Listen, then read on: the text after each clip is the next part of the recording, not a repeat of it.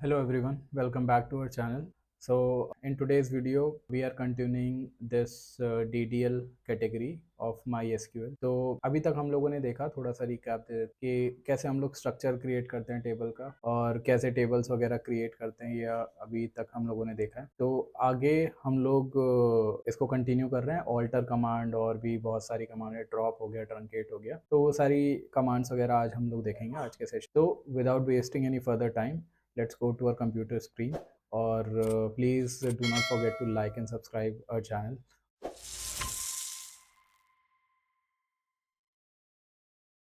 ठीक है गाइस, तो ऑल्टर कमांड हम लोग अभी देखने वाले थे। क्रिएट कमांड हम लोग देख चुके थे, कैसे डेटाबेस को क्रिएट करते हैं, कैसे टेबल को क्रिएट करते हैं। तो नेक्स्ट हम लोग क्या करने जा रहे हैं, हम लोग ऑल्टर कमांड का यूज़ करेंगे। ऑल्टर किस लिए यूज़ करते हैं? अगर हम लोगों को ऐड करना है किसी कॉलम को किसी एग्जिस्टिंग टेबल के अंदर, या फिर किसी कॉलम में डेटा टाइप, या फिर कॉलम में कुछ भी मॉडिफिकेशन करना है, तो वो आप मॉडिफाई से कर सकते हो।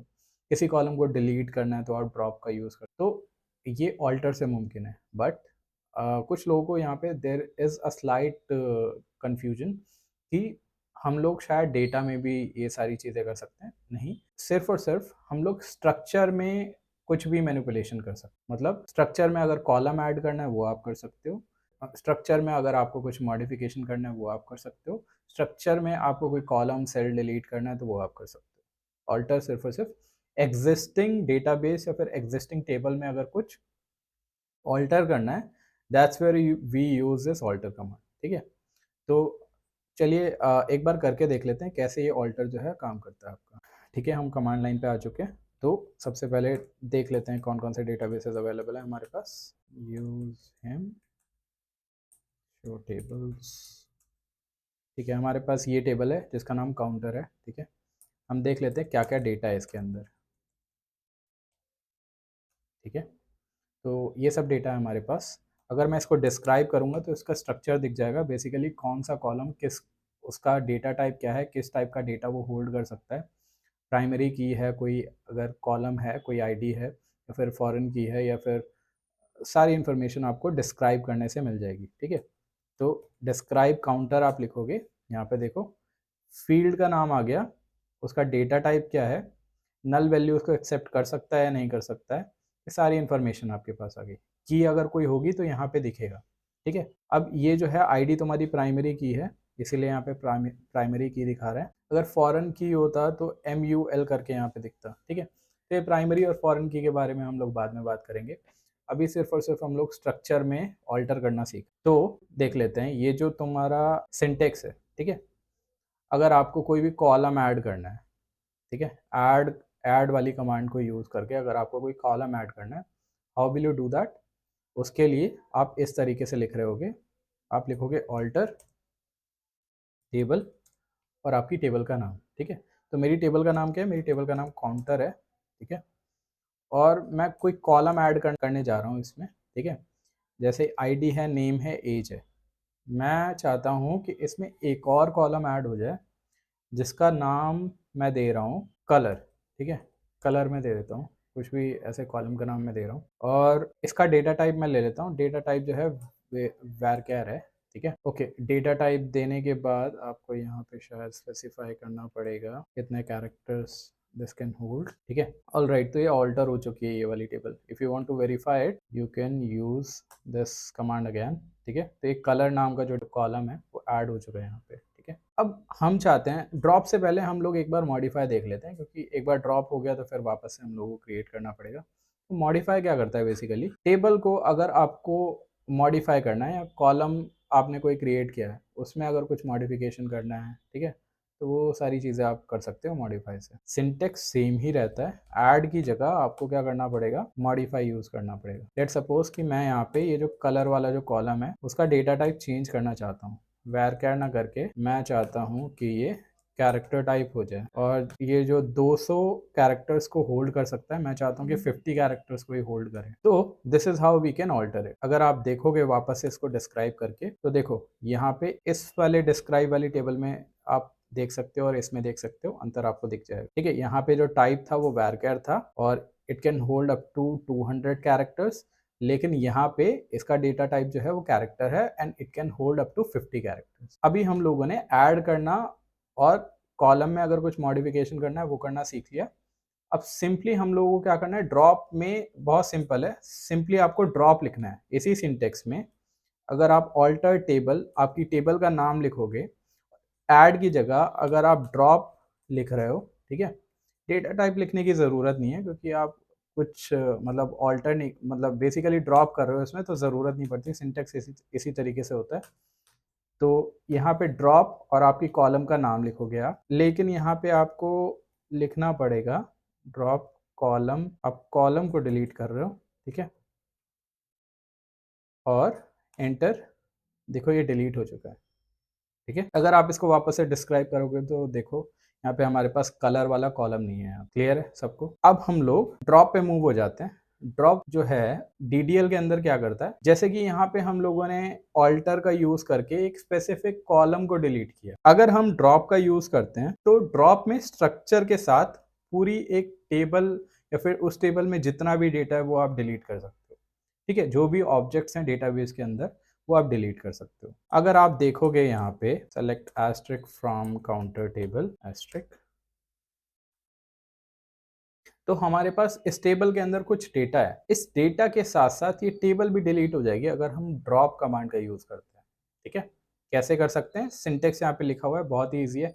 ड्रॉप लिखना है, टेबल लिखना है, और जो भी टेबल आप डिलीट करना चाहते हो उस टेबल का नाम लिखना है, और सेमी कॉलन, आपकी जो टेबल है वो डिलीट हो जाएगी, ठीक है।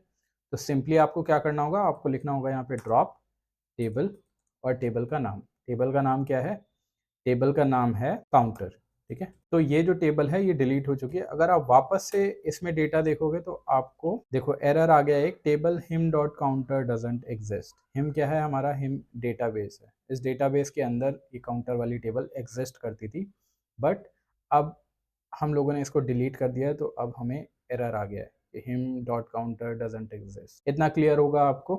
अब अगर इतना क्लियर है तो फिर हम लोग मूव हो जाते हैं तुम्हारा दूसरी वाली कमांड पे। ट्रंकेट क्या करता है वो एक बार देख लेते हैं। ट्रंकेट में बेसिकली क्या होता है ना, कोई एक टेबल आपने क्रिएट की, आप नहीं चाहते कि स्ट्रक्चर उसका डिलीट हो, आप सिर्फ और सिर्फ ये चाहते हो कि टेबल के अंदर जितना भी डेटा है सिर्फ और सिर्फ वो डिलीट हो जाए, मतलब टेबल एक तरीके से खाली हो जाए। That's where we use this truncate. यहाँ पे लिखा भी हुआ है, दिस स्टेटमेंट टेल्स यू कि is used to delete the data inside the table but not the structure of the table। तो डेटा जो होगा टेबल के अंदर वो डिलीट हो जाएगा, बट स्ट्रक्चर फिर भी रहेगा। वही है सिंटेक्स, मतलब ट्रंकेट टेबल और टेबल का नाम आप यूज करोगे। उससे पहले हम लोगों को एक टेबल बनानी पड़ेगी, तो मैं एक बार टेबल बना देता हूँ। ये टेबल काउंटर ही नाम दे देता हूँ उसका, ठीक है। और इसमें एक आईडी होगी, ये इंटीजर टाइप का होगा, और ये this will be a primary की, ठीक है। और नेम चाहिए मुझे जो कि वेरिएबल कैरेक्टर डेटा टाइप होगा जिसका, और ए चाहिए जो कि इंटीजर टाइप है, ठीक है। तो ये क्रिएट हो चुका। ऑलराइट, अगर आपको अब देखना है डिस्क्राइब करके इसको, तो this is how you can see it. Describe लिखोगे, काउंटर लिख दोगे, ठीक है। ये आपकी टेबल क्रिएट हो चुकी है। अब कुछ डेटा हम लोग इसमें इंसर्ट करके देख लेते हैं। अभी हम लोगों को टेबल में डेटा इंसर्शन कैसे होता है, अगर आपको नहीं हो रहा है क्लियर, तो do not worry about it, क्योंकि अभी हम लोग इंसर्ट कमांड डीएमएल के अंदर देख रहे होंगे। अभी सिर्फ और सिर्फ मेरे को आपको बताना है कि ट्रंकेट किस तरीके से काम करता है, इसीलिए मैं यहाँ पे इंसर्शन कमांड का यूज़ कर रहा हूँ।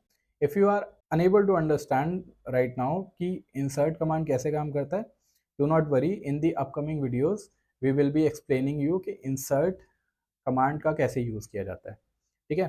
तो मैं एक बार इसमें कुछ डेटा इंसर्ट कर देता हूँ, ठीक है।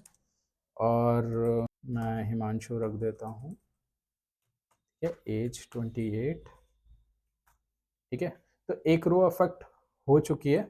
अगर आप वेरीफाई करना चाहते हो तो यहाँ पे लिखोगे सेलेक्ट एस्ट्रिक फ्रॉम काउंटर, और देखो हमारे पास ये डेटा आ चुका है यहाँ पे, ठीक है। अब ट्रंकेट क्या करता है, जैसा कि मैंने बताया था कि डेटा जो होता है टेबल के अंदर का वो डिलीट कर देता है बस, लेकिन स्ट्रक्चर फिर भी वहीं पे रहता है, ठीक है। तो हम लोग यहाँ पे इस तरीके से यूज़ करेंगे ट्रंकेट, जो कि सिंटेक्स दिया हुआ है हमें, ट्रंकेट टेबल और टेबल का नाम। तो ट्रंकेट टेबल लिखूंगा और टेबल का नाम लिखूंगा, टेबल का नाम है काउंटर, ठीक है, और ये तुम्हारी एग्जीक्यूट हो गई, ठीक है। अब अगर आप वापस से देखोगे इस टेबल के अंदर, आपको दिखेगा एम्प्टी सेट, इसका मतलब इस टेबल के अंदर कुछ भी नहीं है, अभी डेटा जो है वो डिलीट हो चुका है, बट स्ट्रक्चर अभी भी एग्जिस्ट करता है। अगर आप वेरीफाई करना चाहते हो तो डिस्क्राइब वाली कमांड वापस चलाओ और देखो यहाँ पे आपको स्ट्रक्चर दिख रहा है टेबल का, ठीक है। तो ट्रंकेट क्या करता है, ट्रंकेट जो है आपका डेटा जो है वो डिलीट कर देता है टेबल के अंदर। आई गेस सब लोगों को क्लियर होगा। अब ये लास्ट कमांड हमारी एक बची है रीनेम, जो कि डीडीएल की लास्ट कमांड है।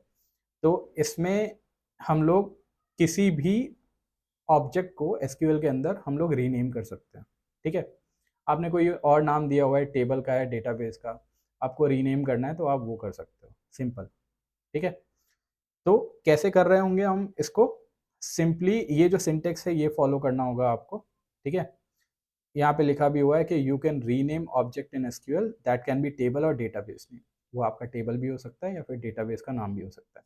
आपने डेटाबेस का नाम कुछ और रख दिया, आप चाहते हो कि उसको चेंज कर दो, तो आप रीनेम कमांड से कर सकते हो, या फिर टेबल का नाम चेंज करना चाहते हो, रीनेम कमांड से कर सकते हो, ठीक है।